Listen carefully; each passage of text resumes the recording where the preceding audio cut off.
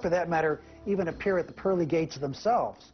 No doctor would be able to deal with this experience because, by definition, such experiences cannot take place. Is there any way to reconcile these scientific and anecdotal evidence? In order for a concept to be judged scientific, certain scientific rules must be applied. For example, for a theory to be regarded scientifically credible, it must rest on a firm foundation of knowledge derived from facts and principles determined through scientific disciplines and protocols.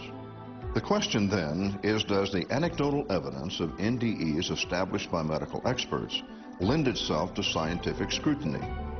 Dr. Moody's large body of work suggests that indeed it does. I began my research by talking with about 150 people who had been to the brink of death and had experiences. I was able to identify 15 common elements that occur in these experiences, regardless of the sex, age, or medical condition of the patient. First of all, when a person reaches the point of greatest physical distress, they often hear themselves pronounced dead by the attending physician.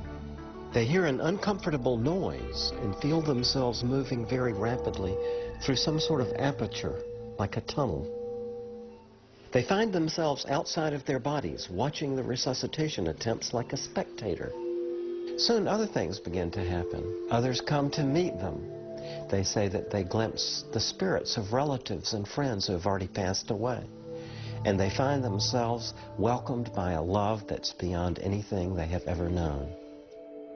At some point, a being of light and love appears and asks them questions and enables them to review a panorama consisting of every event of their lives.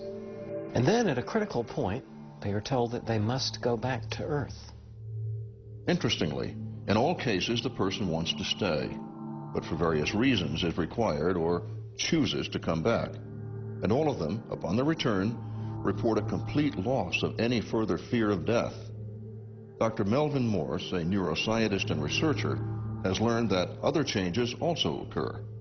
We learned that having a near-death experience transforms someone for life in very healthy, nurturing, life-fulfilling ways. Specifically, they give more money to charity, they're more involved in their communities, they spend more time with their families, they volunteer more hours in terms of volunteering at the hospital or local charities. They're uniquely involved with living life. We learned that there's not only a psychological transformation, but there are physical changes that we could document as well. These physical changes included that their watches frequently would break or not work. They demagnetized their credit cards. Their immune systems would function better. And they often had heightened intelligence as a result of the experience. Could it be that all of these near-death experiences are actually describing heaven? And if they are, does proof of the existence of heaven also prove the existence of its dark alternative, a place called hell? Perhaps there's something to be gained from an examination of the life of the person caught up in this experience. What kind of lasting and significant changes take place in a person's life after such a traumatic event? Or does it just disappear into the forgotten shadows of memory? It's not something most people like to think about, much less talk about. But the existence of heaven, based on the readings of almost any Judeo-Christian writing, virtually guarantees the existence of its opposite domain, the fearful underworld, Hades, the kingdom of the devil, commonly known as hell.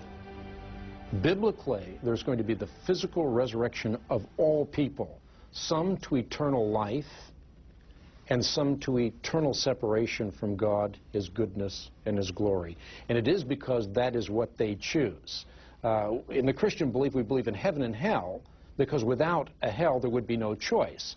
God is neither a cosmic rapist who forces his love on people, nor a cosmic puppeteer who forces people to love him. Rather, God, the very personification of love, grants us choice.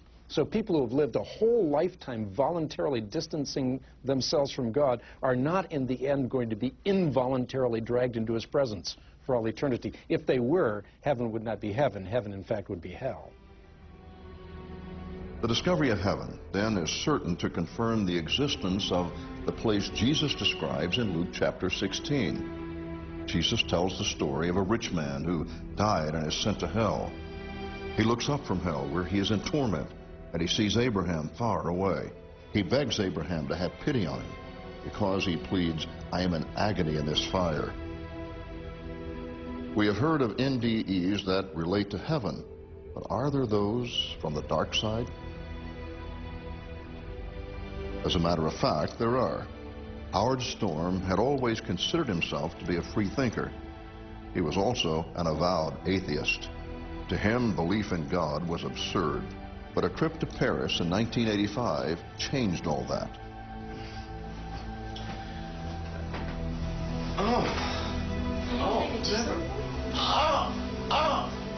Honey, Howard?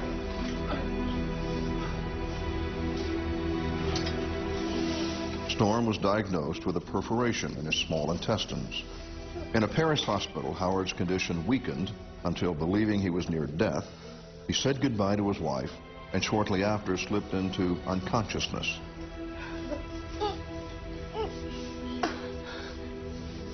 When I opened my eyes, I found myself standing next to the bed, and I thought, this is impossible, because just moments before I'd been dying. Then I saw Beverly, my wife, sitting in the chair opposite me on the other side of the bed, and I tried to talk to her, but she acted like she couldn't see me or hear me. No one could see me or hear me. And then I heard voices calling me from outside the room. These people outside the room were saying, "Hurry up, come with us. We've been waiting for you a long time. You've got to go now." And I thought they'd come to help me. I kept asking them who they were, but they just insisted that they had come for me, they had been waiting for me, and it was time to go with them. So I thought they were to take me to my operation, and I went with them. They started to push and pull at me, yelling and screaming at me, and I fought back as hard as I could.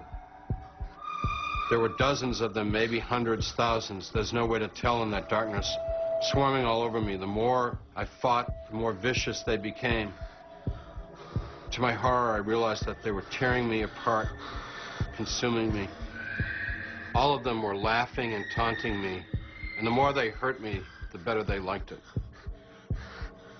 As I lay there on the ground in a fetal position, trying to protect myself from their kicks and their taunting, I heard a voice say, "Pray to God." And I thought, I don't believe in God.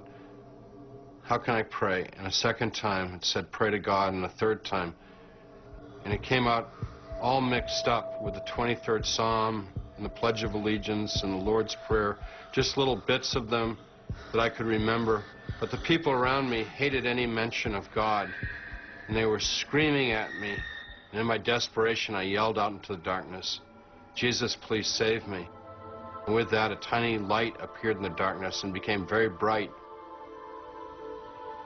It was the most brilliant, beautiful light that lifted me up and filled me with ecstasy. And I knew absolutely that this was the Jesus that I'd believed in as a child.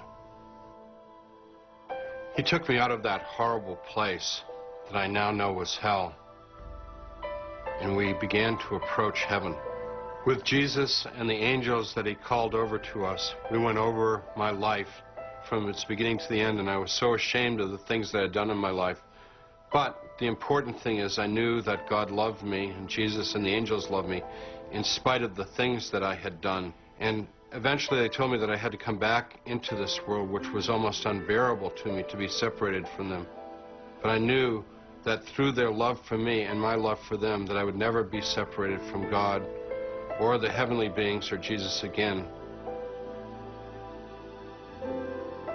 Incredible as his experience sounds, Howard Storm remains convinced it was real. In fact, that experience brought about a radical change in Howard's life and transformed him from an unbelieving atheist to a committed believer. He credits that single event for causing a complete turnaround in his life. I think the most important thing about near-death experiences is the way people's lives are changed. It has been studied by scientists that people who've had near-death experiences lose their fear of death. But more importantly, people who have had near-death experiences know that there is a governing love that rules the universe, and they want to be a part of it. And their lives are changed for the better to be a part of that love. Based on Storm's experience, heaven's counterpart, hell, is equally real. But what of those whose experience is not as chilling as Howard Storm's? It's understandable that such a dramatic encounter with hell might change a person's life, but what happens to those who experience something entirely different?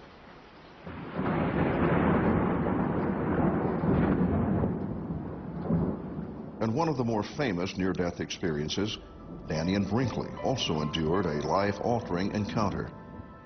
Danny tells of his experience in complete detail in his book, Saved by the Light. But the basic facts are these. Danny was talking to a friend on the phone in the bedroom of his home in Aiken, South Carolina. Look, I gotta go. No, I just don't like thunderstorms. Danny had never been comfortable during thunderstorms, and he was anxious to get off the phone and get away from anything electric.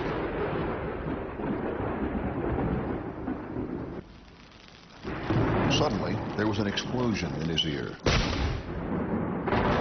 Danny was jerked out of his shoes and hurled back into the bed, his body shattered almost beyond recognition.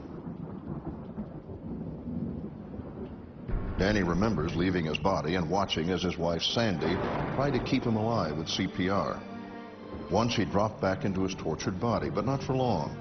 Soon he was out again, watching the medical technicians desperately trying to save his life.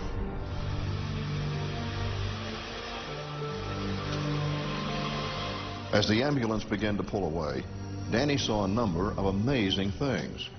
But let's have Danny describe the experience in his own words.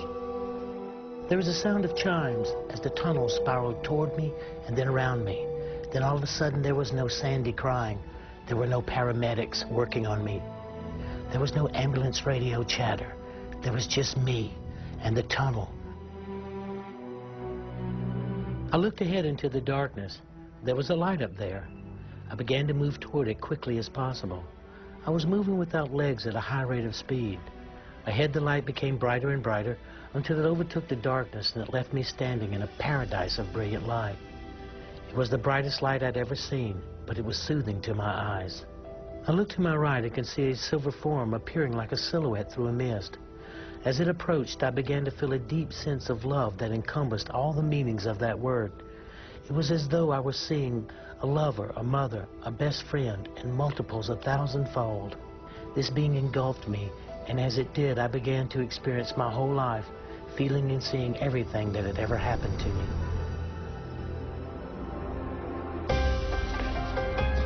Suddenly, Danny was back at the hospital, down at the frantic scene in the emergency room. The ambulance attendants had done their best to try and revive him, but they had given up. And now as he watched, the doctors finally gave up and pulled the sheet over his head, pronounced him dead, and pushed the gurney out into the hallway. The next stop for Danny was the morgue.